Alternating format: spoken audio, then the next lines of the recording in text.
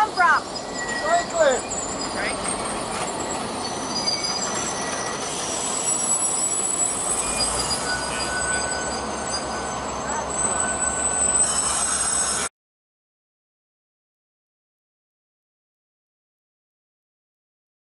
The horn's perfect.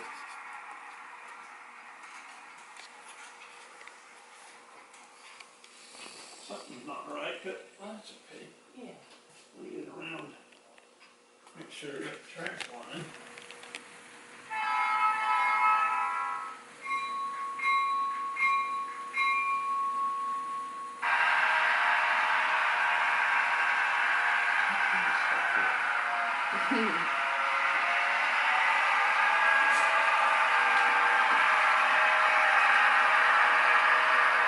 Sounds like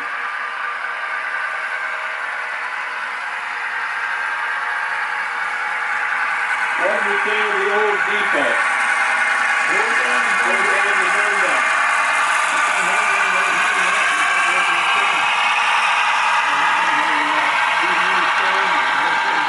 I don't think I'm gonna have to worry about driving home. He's gonna be so pumped up. He's gonna be able to drive about 12 hours all by himself.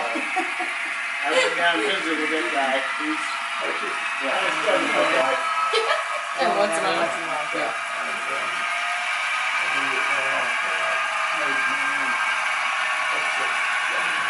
So I visited with him for about 20 minutes of video.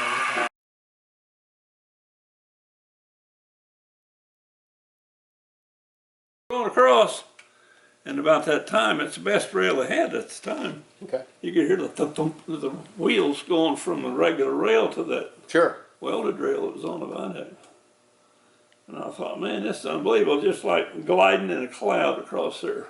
Is that right? And I've been across it probably 20, 25 times, and it's always a treat, and it's always the same. It's smooth, and you can just feast your eyes on the area, Oh, I bet. especially in the fall. This would be a neat ride Gorgeous. for them. Yeah. But I worked a couple of years with the Indiana on their fall train, and I've helped them with Santa train. They bring a Santa train in. Right. And most of the work that I did was through Holback. He would ask me to do something, whatever, clear. Could you get the snow removed or whatever? I said, sure. So I worked with him and therefore got to know most of the railroaders, and I didn't try to ride with them too much because the Indiana railroaders real persnickety about strangers. Yeah, I bet so. And I understand that. All the central guys, they didn't care. Yeah. Yeah. So, yeah, when I talk to old railroaders, they say, back in the 60s, 50s and 60s, I'd pretty much take anybody along with me and nobody cared. Well, today it's, all about liability and too many lawyers. Yeah, absolutely. Yeah. It was a unique experience to be associated with that particular part of my interest in railroading. Oh, I'm sure. Yeah. And it was pretty cool. I had a lot of knowledge and a lot of time to think about things and ask questions that I needed answers to. So. Yeah. Anyway. Well, obviously it all stuck. I mean, my Lord, this is beautiful. I'd seen the video. Daryl had told me stories, but I had I could not imagine what it was like. This is. See that piece of blue tape down there? I do. They put that piece down there and said, you stand here and you don't move. I said, oh, okay. And what they were doing was focusing me and whatever else they were going to shoot. Right. And all they had to do is flip a lever and be focused on me. So Okay. I had no idea. I didn't say why. I probably should have. But it was amazing to watch them do that. You know how much time they had in that video? It's about a 5-minute video? 5 minutes and change, yeah. Yeah.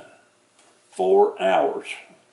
Yeah. They were here 4 hours shooting all kinds of stuff, and one of them made the comment to me. He said, boy, I'd sure like to be able to put what kind of little camera are they about so big? GoPro. GoPro. Oh, He said, I yeah. got a GoPro here. He said, I'd like to put it on the train and run around the track. Yep. I said, no problem. Oh, you got a car? I said, yeah, I got a car. So we fixed him up, and I don't know where it's at now. Yeah, we put them on a flatbed on our O gauge, Oh, and then run it that way. it's great. Yes, it's You know, fantastic. so we're watching that video, and they've got about that much of the train coming into Salisbury. And sometimes that's the best part of the train. Cool, Yeah. you know. And Yeah. to be here doing it is really interesting too. So that was another learning experience that was presented to me, and I took advantage of it. Heck, take care of it. Because I had a couple of guys call me and say, "Hey, you want to do a piece for WTIU?" I said, "Sure." I said, "Well, they want to come down and photograph your railroad." I said, "Okay." And they said they want to interview you. Okay. So I had to get dressed up a little bit, you know. Well, yeah. So I put a better denim shirt on. There you go. Put your Sunday denim shirt on. Didn't you? Yeah. And the girl is interesting. She was very intelligent, but not to do with where I was at. Sure. And she asked me during the course of the conversation, she said, "Why did you never leave Salisbury?" She said, "You got enough on the ball in your head that you could have made it out of Salisbury." I said, "Well, be honest with you."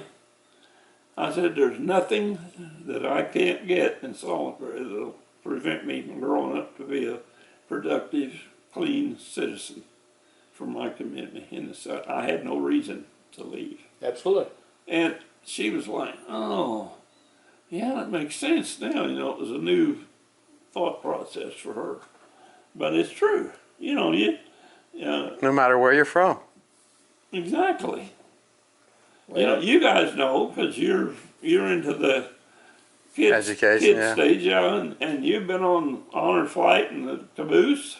Yeah. You know about that. You know, it's just an experience that you can't buy it to start with. No. You know, if you could, it'd cost you $1 million. But it was such a treat for me to be able to participate in all this stuff. Well, and part of the fabric of our country is being lost because we lose our sense of community. Absolutely. You know, neighbors that don't even speak, don't even know one another. You know, That's bothered me from word go, and I gave him a little cheat. Yeah, I've got print out stuff that I can give him a copy for you. thank you.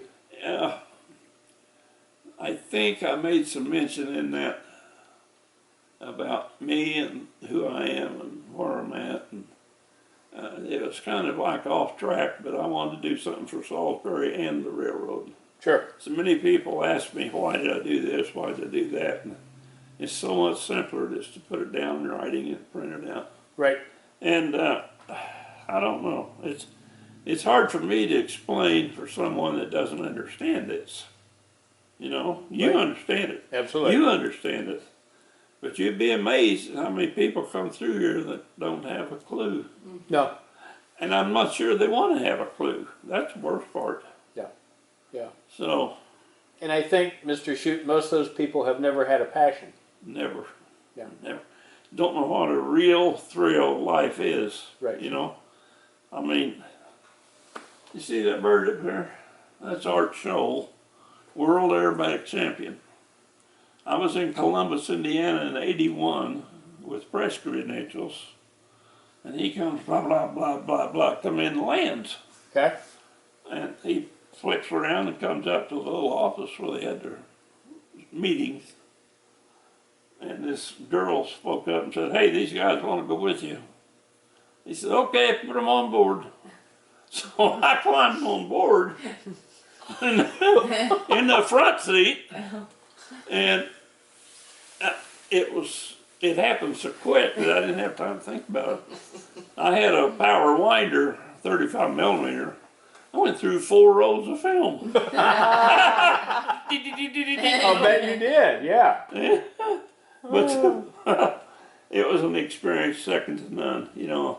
And I took one picture over my shoulder, and I got a little bit of my hair in the picture, and him sitting back there flying with that stick, you know. Is that right? Oh. Yeah. So, you know, that's some of the thrill of life. That was a thrill. that Yeah. you can't. And Wayne Hudson, the guy that painted this, was a bigger fan than me, and he found out I did that, so he come down there one day and had painted that on a piece of sticky plastic. There's the train. Yeah, here the train. And he says, I got something I'm gonna put up. I said, well, put her up. You know, I didn't know what it was. Come back, and there it was. Said, you got an airport, you gotta have a plane. Had one coming in.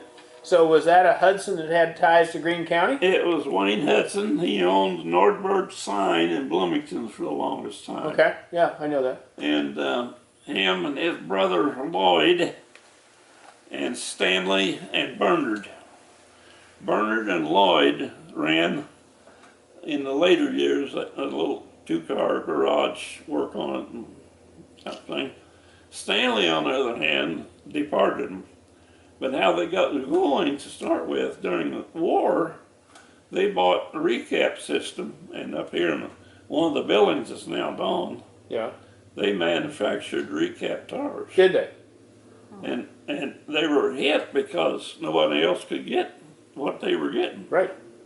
And so when they got to the point of beginning to slow down after the war, one of the Hudson brothers took off and made him a garage, left standing there by himself. And meanwhile, he had brought in